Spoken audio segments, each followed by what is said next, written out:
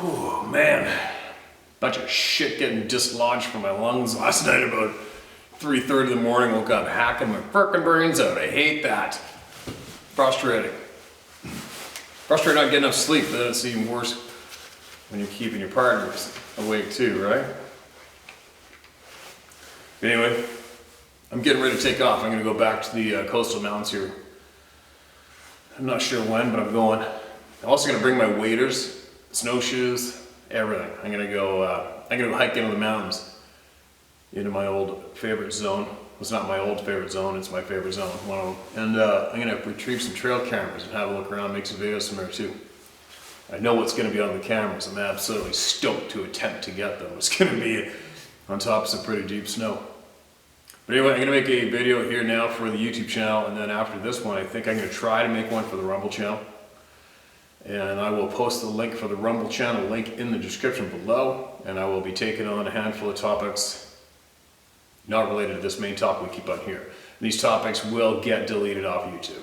All there is to it. So, here we go. What do we got? We got voices to be heard, and this is the place to hear them. I'm telling you what, and I can't stress enough to everybody that the only way you are going to learn truth is from the people, and that's the absolute only way. It's the only way. Anyway, let's get the voices heard. It's one thing I keep doing here anyway, no matter what, right? This is titled, Sabe Pain Relief. Hi Steve, this is not my encounter, but I have a very good friend who actually met and spoke to you in your last home. Interesting. Bob immigrated to Canada back in 2010. He's one of those lucky fishermen that if he fell in a barrel of shit, it would come out smelling like Old Spice and a salmon in one pocket and 10 pounds of gold nugget in the other. I'm now able to pass on this to you as he made me promise I would send to you after he had passed out, but had to wait 2 years. Or after he had passed, sorry, apologize. So Bob fished the Squamish River, always in a remote area, and he met one of the Sabe people while there. It was watching him catch fish, one after another. So he killed 2 fish and hung them on a branch and walked away, just out of sight. Then snuck back to see the Sabe take the fish. This was then a regular thing between them until one day Bob had a heart attack and collapsed on the bank. The Sabe crossed the river and put his mighty hand on his chest, and the pain stopped. And it spoke to him through mind speak and told him that his pump was broken, then carried him to a road and stayed close till a car stopped and took him to help. When he recovered, he got home, he wrote the encounter down and sent it to me in a letter. This all happened in 2016. He resumed his fishing and shared it with the Sabe. Sadly, Bob passed of a massive heart attack in 2019. Through the night, I only hoped his hairy friend was near to ease his passing. He said the Sabe was approximately 7.5 feet tall, silver colored, and appeared to be middle-aged, with a quiet, kindly face, dark eyes, broad nose, and a wide mouth full of strong, flat, human-like teeth. I hope this is some help to someone out there. Bob was not his real name, but names don't matter. Truth and knowledge count. Paul. Well, that's frickin' interesting, Paul. It's too bad we couldn't have a few more details, like, or if you could private message or email me, possibly what kilometer that this Bob carried on these activities with this forest person. That would be interesting for me to find out, because I would possibly be tempted to go chuck him a couple of fish and keep that going on, maybe. Obviously in absolute secrecy. I think I would do that for sure. I think probably what gives me the more confidence to do that would be having the more of the additional, the front heads up that this thing's not gonna go pack me off and keep me hostage, right? I think that's what probably 99.9% of all people would potentially be terrified of when you offer up your ass to intentionally meet one of these people, would be whether or not they're gonna keep you for a bit or take you somewhere. That would really suck. But I'd like to more, it would be interesting to know how I met this person in my home. Not too many people make it to my private residence in the past, except for absolute close friends, so it'd be interesting to know who that was, the one that went down. It's sad that he passed, but that's an interesting account, especially so close to home, right, for me. If you got any more information, pass it on to me, all right? And I'll see if I can possibly follow up where he left off, maybe.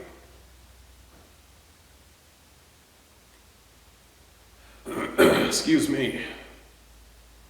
Private message. All right. I'm passing that. All right, this is a different kind of a header. Mark this is red. Now I'm back down to the bottom. Not too far at the bottom. Far enough. Nephilim corralled by jet engines. Greetings round table. In 2018, my wife and I were camping on an elderly woman's property in Grand Junction, Colorado. There were two other guys there, and we helped the old lady from freezing by gathering whatever wood we could muster and burn in an old coal furnace with a broken hopper. While we were there, I met another homeless man who came by occasionally for a visit. His name was Airy. Excuse me. He was a lifetime Coloradan. He told me about primitive settlements in the outback where he had family ties. He said they still used horse-drawn wagons. They only had older fire engines for modern equipment. I was reluctant to believe this, other than knowing the Amish exist similarly. Next, still recording, yeah. At that time, I was curious about Sabe and made my own conclusion that they were Nephilim human hybrids, based on what I had learned from Scott Carpenter. With this knowledge and knowing that few people are familiar with Nephilim, I asked him, "So what do you know about the Nephilim?" That's all I said to him, not wanting to lead him into a tall tale. The first thing out of his mouth was, "That'll be a sad day when people find out giants are real." I thought this could get interesting, so I said, "What else do you know?" And kept my mouth shut. He went on to say that they keep them under control by conducting flyovers using jet engines because they're afraid of them. He even mentioned two bases in a particular region, one of which had a name pertaining to the Nephilim. Was he just blowing smoke? I had my doubts, after he claimed that he served in every branch of the military. I asked my uncle, who retired as a sergeant major in the Army and with special forces in Vietnam. He said that this was entirely possible, but they cannot transfer rank. They have to start from the bottom every time. I never heard Airy exaggerate or embellish anything else that would indicate he was just a bullshitter. He was very respectable and helpful when I was hustling in town selling leather key fobs and performing sleight of hand. He even showed me around and made good suggestions as to where to find prospects. So like you always say, take from it what you will. Another side note came to me after approaching Zen Garcia from Sacred Word Publishing during an Ask Me Anything episode. I asked him if he had come across any Nephilim uprising in his research of ancient texts, and he said, yes, there is, and went on to share what he found in the Septuagint? I don't know what that word is. Septuagint. It was written in Isaiah's prophecy, chapter 13. It's not found in the common Masoretic yet. Hope this helps someone out there piecing things together. Feel free to use my name. Best regards, Sean Timothy of Clan Fraser, aka the Stupendous Chumley. All right, man. Thanks for sending that one. The Nephilim. There's a lot of people that are absolutely convinced it's the Nephilim without a doubt. There's other people that are absolutely against it. Whatever makes your puzzle complete, right? Take from it what you will or leave it. All. Alright, mark this one as red.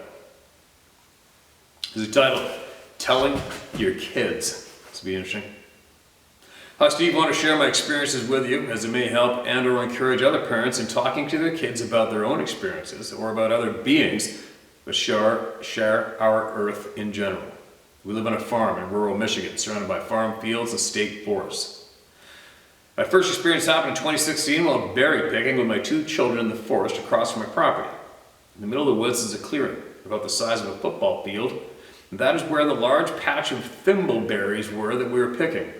In order to get to this patch, you walk along an old two-track that is barely visible anymore, which narrows to a game trail through a tall thicket of willows, brambles, and scrub brush that are about 9 feet high.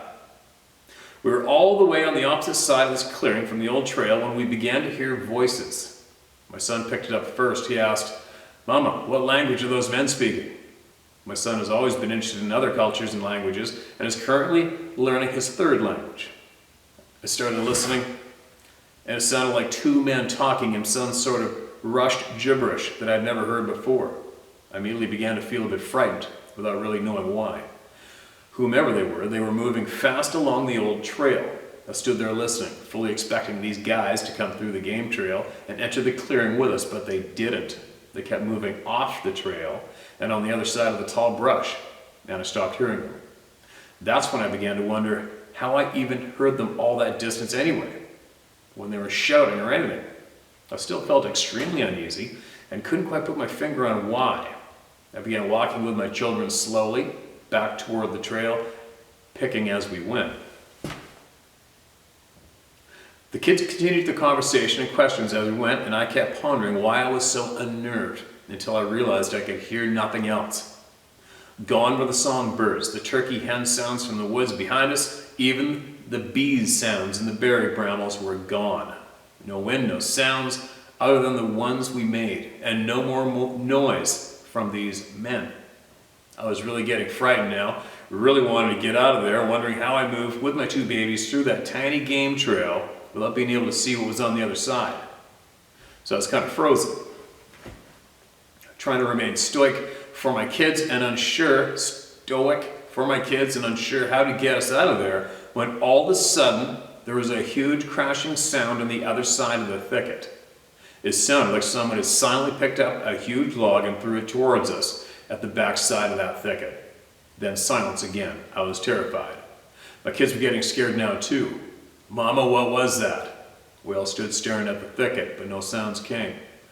I then decided to bundle my kids to me, and we slowly made our way through the narrow tunnel game trail, then out to the two-track on the opposite side. Me holding my little ones tight against me and shielding them from the side of the crashing sounds. There was nothing. No men, no log, no damaged trees, nothing to show anything had happened. My kids relaxed as we walked back along the trail, them in front but close, me behind, constantly looking back and feeling watched and followed, but seeing nothing. Slowly I noticed a squirrel chatter, a cicada in a nearby tree, and a bird song deeper in the forest, but I never fully relaxed again after that. Well, really ever again. It took 2 years for me to go back into those woods. And I did so with my husband and my dog, and carrying a camera and my phone as if they were talismans. LOL. I'd grown up in these woods and this land, and it bothered me that I was now too frightened to be there without even fully knowing why.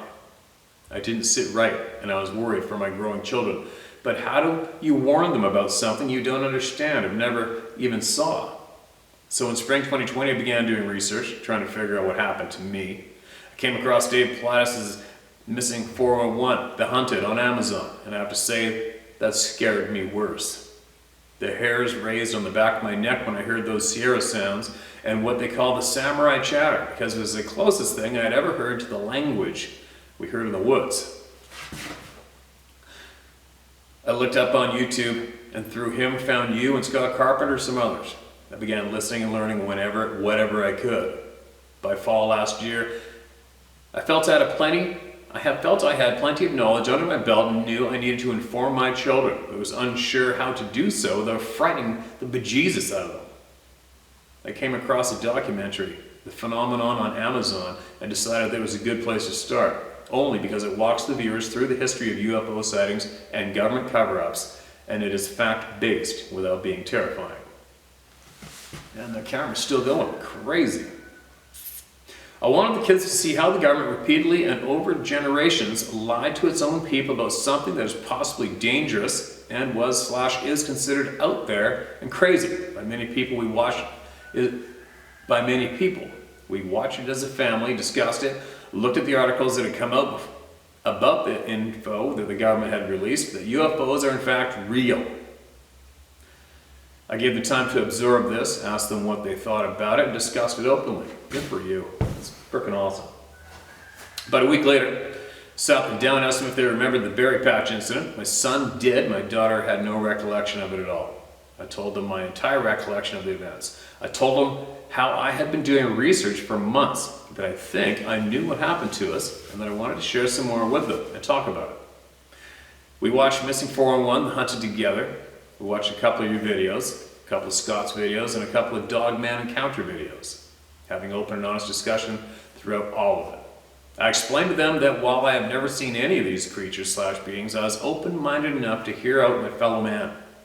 Many people are sharing these stories across the internet, and they can't all be fabrications, right? And we have had our own odd experiences. So what kind of mom would I be if I didn't warn them? I told them I felt like I felt like I had to at least give them the info that these things could be out there, and they were at least armed with the knowledge, and we discussed safety and what we're going to do to keep each other safe. I told them they didn't need to be scared of the woods or surroundings. Just be aware, stick together, keep an eye on how the dog is behaving, etc. I felt a bit weird and awkward to start all this, but I was very happy and relieved that I did. I felt like my family was safer, more unified, and I could breathe better after having done all this. Okay, good for you. One hell of a great share. This summer, my son saw one. We were all out on the farm looking for a goat that had escaped her pen. He went around the bushes at the back of the property, looked for her there. Behind that hedgerow was a small field. Behind that is an old logging road. While looking for the goat across the field, he saw what he described as a huge brown-colored man jogging. That was what his rational mind was trying to tell him it was. He said it swung its arms weird, like it was power walking or something. He said the entire thing was a brownish-reddish color. It even looked at it, just walked along the road into the woods. I had to go look for him, as he never come out from behind the hedgerow. When I found him, he was just staring wide-eyed at the field, swallowing hard. He told me readily enough what he saw, but he spent the rest of the day sort of shell-shocked. His mood changed that week, and he seemed almost angry. He's generally a very happy kid. He told me he was now afraid to be alone and afraid to be out after dark, and that made him angry. Like something was taken from him. I can relate. That sucks. Imagine we had not had those conversations months prior. Would he even have told me what would happen to his psyche? He was clearly traumatized, even though we had these conversations, and he knew he was safe talking to me about it. I feel so grateful that I talked to him about it, because I don't know what would have happened to my son had we not done so. As the seasons progressed, he gradually lost some of that fear of being outside and alone, but neither of my kids go out after dark without each other or an adult, their dog and flashlights. And we had to put up motion detector lights around our home and outbuildings to increase their sense of safety. Perfect move. I know it's getting long, Steve. I hope it doesn't end. That's how I feel about this one, all right? I know this is getting long, Steve, and I never felt like what happened to me years ago was worth the bother of sending it in. But after what happened to my son this summer, I felt like if other parents sitting on this knowledge and unsure how to talk to their own kids might get some use out of it, especially if you live rurally or have some odd experiences. I will also say, now that we know, we see / hear more. I have no idea if we're just uneducated and blind to it before, or if the savvy know we know. Either way, we've had something around the edge of our property mimicking our ducks, turkey, hen calls, our guinea hen sounds, and owls, sometimes switching between 2 or 3 different sounds while you stand there listening. It's loud, off-sounding, and you feel like it's urgent sounding. Like whatever it is wants you to come into the trees and investigate. We never do. It often happens at dusk or after dark.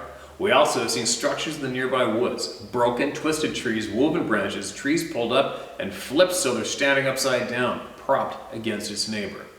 We've also seen huge logs brought in from somewhere else and put across the old logging road and trails in the nearby woods. Thanks to you for what you do. Listening to your videos helped me gain knowledge and the courage to talk to my children. I feel they are so much safer and wiser for it. If all us parents who are at this round table of knowledge talk to our kids openly like that, what kind of better world for our children? And because our children would be. Because of our children would there be. What you're doing is vital, so appreciate it. Don't ever feel it's not, okay? Take care, Angie. Angie, check on the camera, got the screen on, it's working. Angie, that is one of the more valuable emails I've ever received from you. Is from you. For all the people through me, that is one hell of a golden nugget right there. One key point that I'd like to share that I've learned is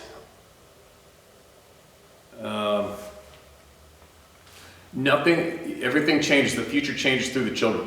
And I was taught that a long time ago from a Syrian Christian doctor who I spoke with one-on-one while guiding him in the remote northern Rocky Mountains. And he told me the nightmares of being there. Was it Syria? Syria, Lebanon. Lebanese? Syrian. No, Syrian Christian. And houses getting shelled. He became a doctor. He was a doctor. His father made all of his children go to school to become doctors. Everyone became a doctor before they had to flee the country. And he told me to go into medical school, and all of a sudden his buddy fell over taking a bullet, and you couldn't hear the bang because the bullet came from so far away. It's just a random bullet. Told me all sorts of absolute unbelievable stories from over there. But what he explained to me was some of those war-torn countries, there's generations now. There's generations of war, generations of hate, and he said that it's all the education now, because every single human being in certain countries in the Middle East were raised in a war, learning how to kill and learning how to hate. And that is why it's nearly impossible to straighten out the Middle East, is because of that. So I remember him explaining that to me, how it was with the children, is how the change comes into place. So if somehow the truths could be taught to the children about many things, right? The truths be gently shared with them about this topic and more, possibly just to let them know that maybe, I don't know how to do it. I've never had to have that task of breaking this news to a child before. I have had the kids in the neighborhood to ask me about it lots, and I spoke to them openly about it. I answered every single question with absolute honesty to the best ability I could when they asked me questions about these things. But we did have these things. My last place I lived, we were within 200 yards of the house. But the children need to be taught the truth, and some of the truths that I would hope the children could start getting hammered into them is current day governments lie to us and mislead us. That's a fact. They need to be aware of this from a very young age. They also need to be aware that the mainstream news is bought and paid for, and whoever controls the news controls the majority of the human beings on the planet. They need to be taught that at a young age directly, so that they can possibly retain that information, grow older, and change it, stand up to it, but on a more of a wider plane full of many individuals. But those are things that I would hope that children would be taught, right? So many truths that truly affect us and our future, that the truths are kept from the children. I think, but getting back to this main topic though, obviously, I think you're right bang on. What you did is absolutely beautiful. Those children will retain that knowledge that there's more going on out there, especially after seeing one. But I think if I had to right now, with children at a young age, I would probably describe to them how they may feel or what they may not hear sometimes when playing out the back 40. If everything goes deadly quiet, or if they feel terror, to let them know that those feelings are a possibility, and then describe the scenarios when that just might happen. And it might not ever happen, but there's a possibility it may happen, and if it does, this is what it's going to feel like. This is what it's not going to sound like, and this is what you should probably do. And this is as well why you and your sister or your brother are going to have to play with the dogs every time you go out in the back 40 or with each other, no matter what, until you get to X amount of age, or whatever, right? Whatever everybody does. I can obviously go off on this topic for quite a while, but I think what you did is absolutely awesome. I think sharing that in the email to everybody here is frickin' golden. I better move on to the next one. People are going to shoot me for babbling like a frickin' ding-dong here, right? Thank you so much for sharing that. That was such a worthy frickin' golden egg, finding that in my inbox. My last read, The Mystical Experience. Steve, hey brother, thanks for sharing my story previously. Oh, Navy vet / EMT Olympic National Forest, early 21. There's an absolute unmistakable wealth of information being exchanged here. I want to thank every single individual for taking the time to do so. Me too. I simply want to ask a question. What is the mystical experience, and why are we able to experience it? We are all in agreement that these beings are spiritual, yes? What about the aspects of spirituality we are not aware of until they smash us out of the left field like some top flight Hindu Kush? Why are certain chemical compounds considered gateways? What is consciousness? What do our emotions, where do our emotions come from? These are the questions science is met with as a boundary. We think we know so much. Do we though? Holler at me if you ever want to chat. This is the stuff I live for. Stay safe, brother. Justin B. Thanks, Justin. You got some people's brains moving right there, guarantee it. I'm gonna move, I gotta get back farther down the bottom of the list. Here we go, what's this one? Mark, this is red. Like this is all the way back in October 21. There's so many of you guys. The Forest Ranger's Son is the title of this email. Hey Steve, been listening to you for a while, about 2 years now. Thanks for what you're doing. I hated to hear about your horse, but you gotta tell us a story about how he got his name. That sounds familiar. I must have read this. I'll try to keep this short as I can, brother. My name is Charlie, and I'm sending this to maybe help clarify some things. I live in Southeast Texas, grew up in Huntsville, Texas. My dad was a career U.S. Forest Service, and he transferred here in '70, where he was the assistant ranger topographer at the Raven District in the Sam Houston National Forest until he retired in the late '80s. My older sister's husband was also Forest Service, who retired recently. Now, he was the ground crew leader for one of the firefighting helicopters and has fought fire in California, Oregon, Washington, and other places out west as well as Texas. My brother, who we lost recently, was also a forester, but he was with Louisiana Pacific until they closed the mill in New Waverly, Texas. Then he went to work for a private timber management company. The reason I told you all that is because none of them have ever had an encounter or have had the powers that be warn them about Sasquatch. I've spent a lot of time in this thicket as well, hunting and fishing, etc. Not to mention I've walked many a mile carrying a backfire torch, walking with the old man since the age of around 8 during prescribed burns and forest fires. If my dad knew about the Sasquatch, he would have let my brother-in-law and myself know, especially if he thought we couldn't be in any danger. However, there have been quite a few sightings in and around the Sam Houston National Forest. I haven't had an encounter that I know of, but there was this one time, my senior year in high school, '86, there was a big party out near the Walker-Montgomery County line. And a buddy of mine and me drove down the road a ways to smoke a joint. We drove down the road a few miles and pulled onto a woods road a couple hundred yards and turned the lights off. I proceeded to smoke that joint. It was an old '69 Firebird, so no AC, so the windows were down and the engine off. We kept hearing something out in the brush 50 to 70 yards away, I'm guessing. But whatever it was, it sounded hella big and walking on 2 legs. It spooked us enough that we came back onto the farm road sideways. My buddy that was with me lived only about 4 miles from there, and he was like me, not afraid of shit out there. But it got our attention. My ex-wife's dad saw a Sasquatch in the Trinity River bottom up near the Highway 7 area a few years back while deer hunting. He watched it for 5 to 10 minutes and then it moved on. And Steve, if the Trinity River has a version of Troy Landry from the show Swamp People, it's this guy. It didn't keep him out of the woods though. I asked him if he had thought about shooting it, and he said it didn't really cross his mind, and it looked way too human to consider. He didn't give me much details about what it looked like, other than that. I heard another encounter out around the east fork of the San Jacinto River just recently, to where a woman was in her backyard with a wiener dog. The yard had an 8-foot privacy fence and had nothing but national forest behind it, and no neighbors for a couple of miles. Her husband was working out of town at the time. Well, she was in the backyard, little dog, and it started raising hell at the fence, so she let it out, figuring it was after a swamp rat or something. A minute or so later, the little dog came flying over the fence, ripped in half. She got a constable out to look around as well, a friend of mine who told me the story.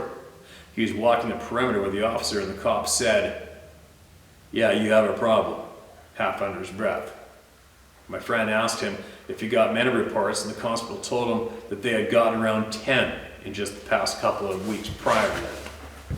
I haven't seen anything yet, but I know they are there. And like you, I would like to know why we're being misled. I'm sure it has something to do with their capabilities like telepathy, etc. If I hear of any new things happening, I'll let you know. I hope you can make heads or tails of this. My ADHD and typing emails this long on a cell phone doesn't work very well. Keep up the good fight, brother. There are a bunch of good old boys like me that have your back. And I don't care if you use my name. F them. Feed them fish heads. Okay, man, I got your back too, brother. Charlie Jackson. Charlie, I'm not sure. I think I may have read this. If I did, oh well, whatever. How to Name the Horse. Macaroni's a red roan. And I don't know what happened. He was a real knucklehead.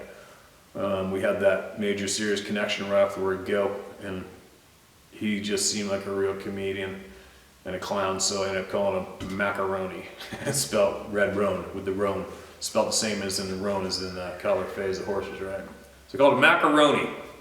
I got his name. Kills me. It's still, and I don't, you know, a lot, has shitloads of people say sorry about the loss of your horse, and I appreciate that, but you don't have to say it anymore, you guys, okay?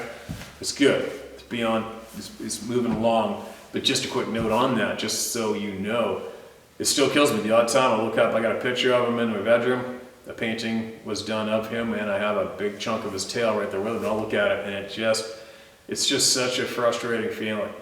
I don't have him. It just, and it can choke me up still today. A lot of things are never going to go away. It's the weirdest thing, you know. Not the weirdest thing, but it's just it's a very frustrating thing because it wasn't done. We weren't done yet. It was too early. Anyway. Onward, more topics. Thanks for sending that in. And it's funny, you know what? You know, you rattled off all those people who were in forestry, etc. Never seen one, probably didn't believe in it, but it just goes to show you, right? It doesn't matter. Not everybody knows, will be able to know about these things firsthand. It's just the way it is. Yeah, I guess that's why we're here today, right? For all the people that have and don't have anywhere to go to share all this shit. What do we got here? Sabe in Kansas 2. Dear Steve, sorry for such a short email. I just wanted to share my story. When I was fishing on the river and the rocks were pelting me, and what I saw when the trees 10 feet up parted, I saw two very large hands that were dark brown and a face that looked like a very large black man with large dark eyes and a beard. My grandfather used to tell me of the old man of the river. This was in '96 when it happened. I've always felt their presence whenever I'm in the woods. And in this place at the junction of the Smoky Hills and the Republican rivers from the Kansas River, I have had fishing poles and fish go missing when I walk to my car to retrieve or put my items away.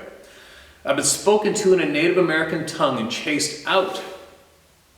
One night, I was setting limb lines on the uninhabited side of the Milford Lake, and it was 2:30 a.m., and my dad's first cousin was behind me, and he started running, and he yelled at me to run. And I looked back and I saw a 12 to 14 foot brownish giant running about 20 feet to the left of him.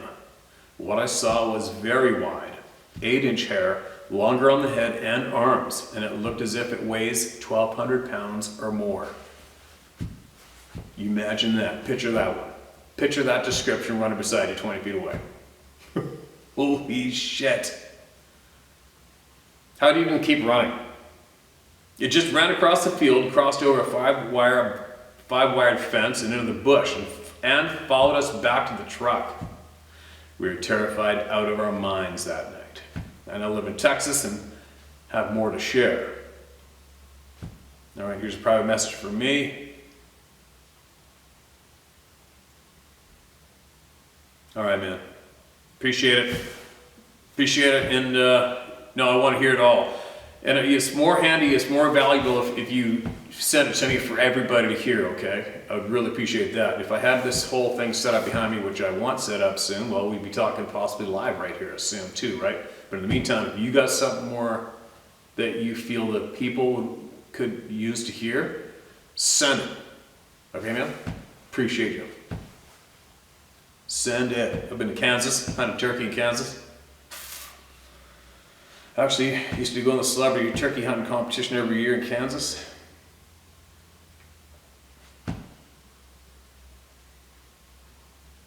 All right, mark this as red. Further conversation. Evil humans, puzzle piece. Why they just don't kill us. Quote, "It is the mark of an educated mind to be able to entertain a thought without accepting it." End quote, Aristotle. Well, again, Steve, thank you very much for reading and questioning my previous email. I look forward towards our conversation in the Roundtable of Knowledge. About how did I manage to learn all this stuff? Let's just say I kicked a satanic hornet's nest and had to learn how to defend myself. I think the details go beyond the scope of your channel, but if you really want the story, I could share it, but it's a long one. Be warned, I mean not to hog your time. Nobody does. It's all good, you let it rip. About humans, you're right. Evil shit happens to innocent, and that's a fact of life. The key thing is, humans are in sort of a spiritual kindergarten phase. We're only allowed to act out evil so we can finally learn that it sucks for everybody involved and that a life devoid of spirit has no meaning. Evil forces are allowed to influence our behaviors so we get at each other's throats while ignoring the real culprits. Isn't this bullshit pandemic the ultimate rolling example of this? That said, I think our time of spiritual graduation is quickly approaching, and this evil society is about to collapse, so the bullshit finally comes to an end. We're being prodded to finally stop with our spiritual apathy and deal with evil. I'm ready to deal. I'm ready to deal. On the other hand, supernatural predators are beings that have already graduated in the spiritual sense. They know for sure what the game really is, and they have knowledge we don't. We are dumb, blind, and disoriented, and they are not. For this reason, their actions are weighted differently. We get a more lenient version of spiritual law because of our ignorance and lack of self-control. They get the adult version of it all. We are protected from more direct actions by them, at least for now. Otherwise, we would already have been decimated by them. Camera's still going. The spiritual backlash of supernatural actions is quicker and more harsh than the slow backlash of our mundane actions. In other words, our Heavenly Father is really patient with us, but protects us from the worst. For this reason, black magic is conducted in a manner that attempts to divert or delay the spiritual consequences of the works, which means we humans have mostly to do the harm to each other ourselves under soft influence of evil spirits and practitioners. This is why mind control by the mainstream media is one of the most widespread forms of black magic. For instance, did you know the word media comes from the ancient people of Iran, the Medes, M-E-D-E-S? They are one of the earliest historical accounts of magic practitioners. Anyway, this is my take about the subject. Please do not consider this as dogma. Do your own thinking and pay attention to your experiences. Trust your intuition. I hope this adds to the round table of knowledge. Thank you very much for your work, and God bless you. Edu. I remember you. I do remember you, and I do remember asking you questions after you gave us some bold statements on your previous email. I just don't know what video that would have been in. But I'm glad you wrote that in. I'm glad you sent that in because I do remember. Thank you very much.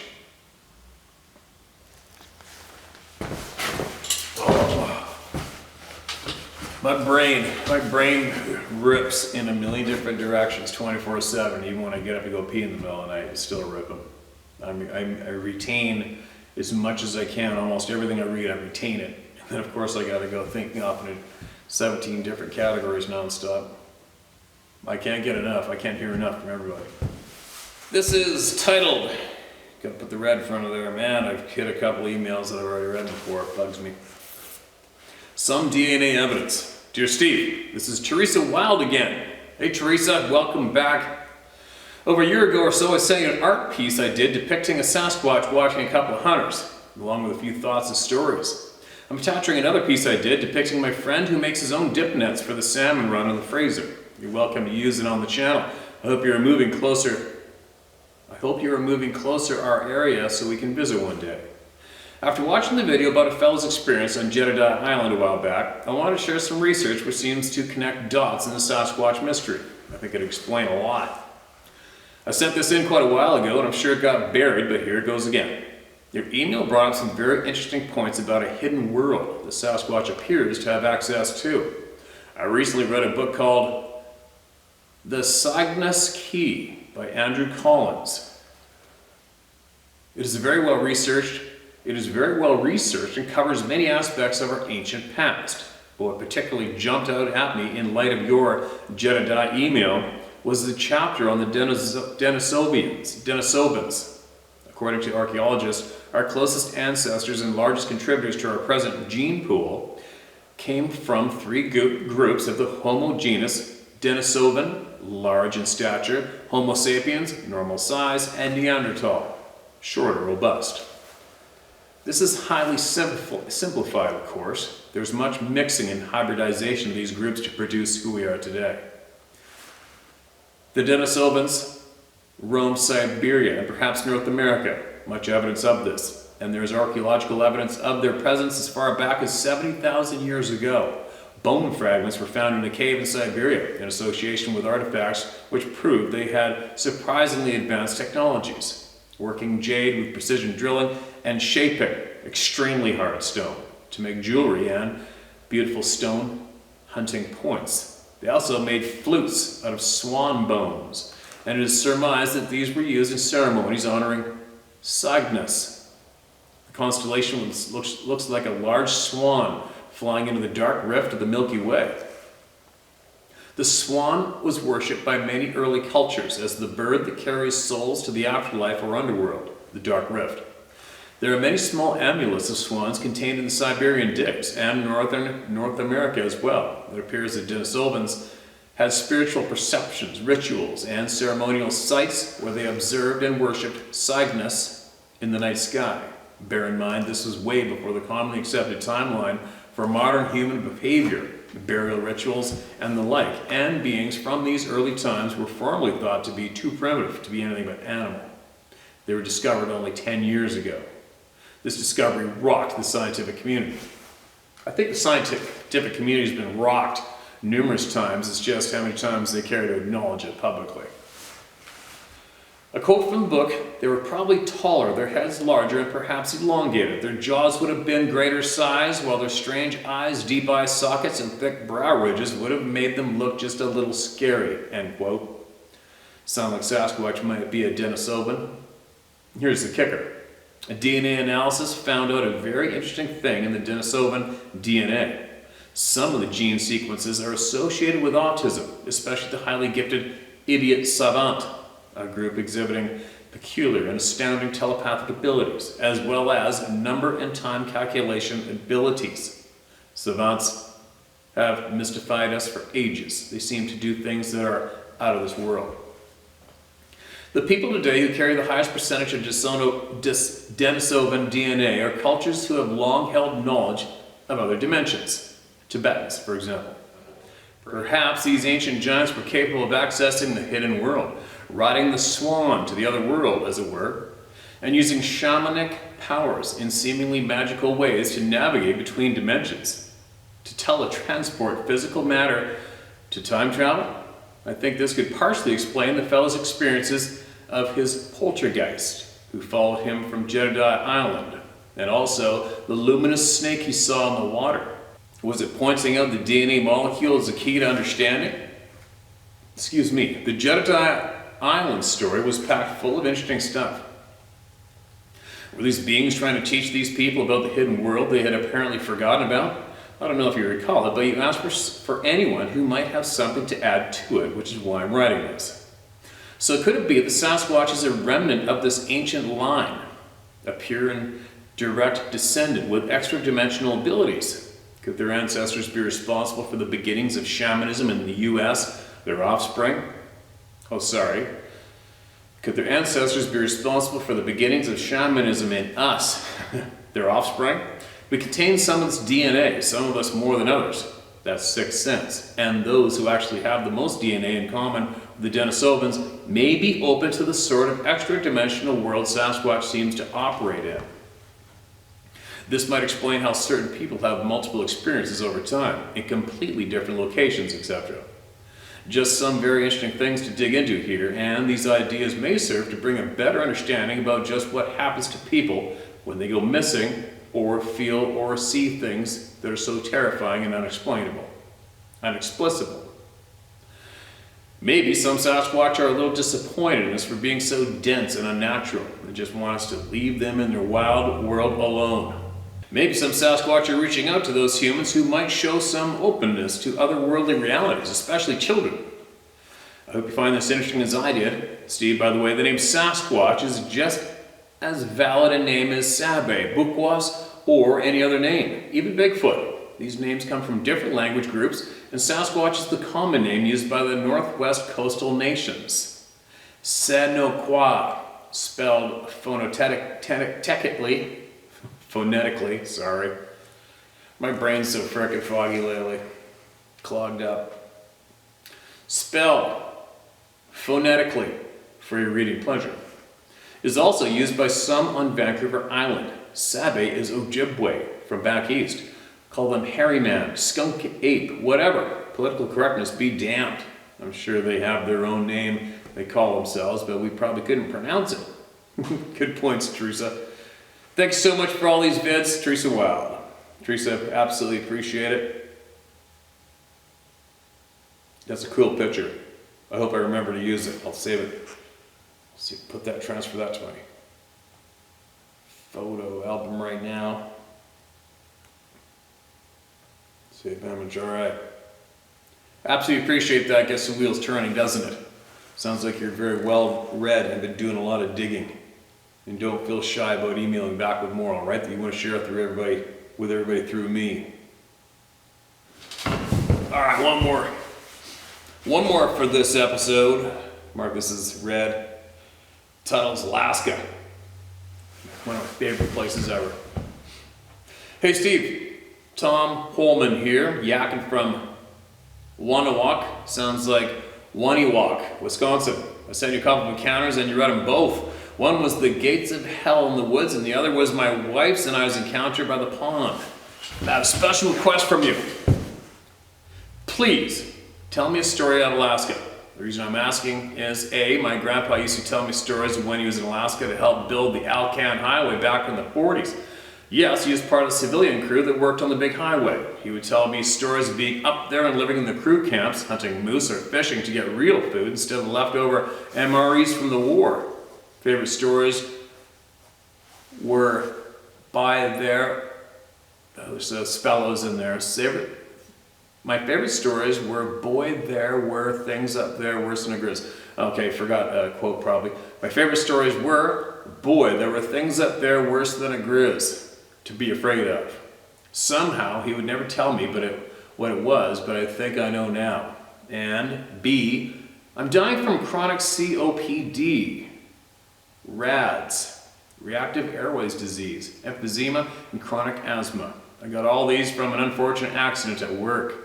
Ah, that's shitty to hear. I hope I read this in time, man. I've slipped into stage 3 and it ain't looking good for me. At least I will be with Grandpa Pop and my dog Stinky. Your stories remind me of my grandpa, so if you get a hair, please send one my way. Your stories remind me of Grandpa, so if you get a hair, please send one my way. I'll be watching. Also, one question, does that old black gelding have some draft in him? He's an awesome horse. Keep on keeping on, Felder Thomas. Shit, October 21. Hope you're still with us, Thomas. Tell you something about Alaska. Well, I know that Alaska highway like the back of my frickin' palm. Well, I know it all the way up to the Yukon. I'm very familiar with it. I've driven up to the Yukon and back I don't know how many times on that highway. And there's definitely numerous sightings along the Alaska highway without a doubt. A few more happen once you get closer to Fort Nelson. And there is a lot of places you can stop for coffee along the highway, which shows photographs from back when they worked on the Alaska highway. There's been shots of lots of sheep horns stacked up from where the workers went and shot a lot of rams to keep their just to keep them sustained, and the sheep meat was frickin' delicious. I guarantee you, your grandfather had some of that meat without a doubt. Pink Mountain, mile, I don't even know what mile that is, mile 4 something, Pink Mountain. There's a whole pile of Sasquatch activity there, lots. Some guys that live there right now that are having ongoing experiences as I sit here and share with you. And they actually have it's either a carving, it's a carving or a cutout of Sasquatch, and they call it Sasquatch Crossing at the coffee shop there at Pink Mountain. Peace River, I cut along the Peace River when I'm on my way to Alaska Highway, so I'll be coming up to the Fraser Valley along the Fraser River, past Prince George, through Pine Pass, Then you drop down to the Pine River, scoot along until I cross the Peace River, and then I run along the Peace River and come up on Alaska Highway and hang left. And that country there I just described is absolutely frickin' loaded to the nuts with ongoing experiences still today, and I've had experiences there myself. Direct from Alaska sightings though, we've got a lot of people write in from Alaska here. I guess if you possibly do there should be a lot of Alaska titles in the video lists on this channel if you want to find some direct that way. But anyway, that's the best I can do for right now, man. I hope you're still with us. I hope you're still battling and kicking ass, and hanging out as long as you can until you pass on to that next adventure, which it's going to be. And I appreciate you emailing in. I appreciate everybody emailing in. Now I'm going to get going. I got some other things to do, and I hopefully going to make a couple more.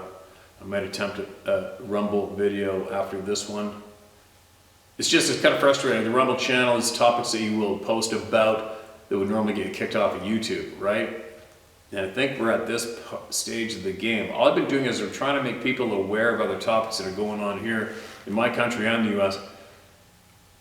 Excuse me, but I have a feeling at this point in the game, with the drastic things that are going on, I think that if the people that need to know by now. The blatant information, the atrocities have been thrown in our face lately, like getting shotgunned at us lately. And if you've missed it by now, I have a funny feeling you're not going to pick it up anyway. So it kind of makes me think, well, what am I going to go make that Rumble channel video for? If you're not aware of what the hell's going down yet, my God, how could I help that anymore at this point? But then again, you never know. Maybe I can, so maybe I will. Anyway, let's end on that note, and I'll be back shortly.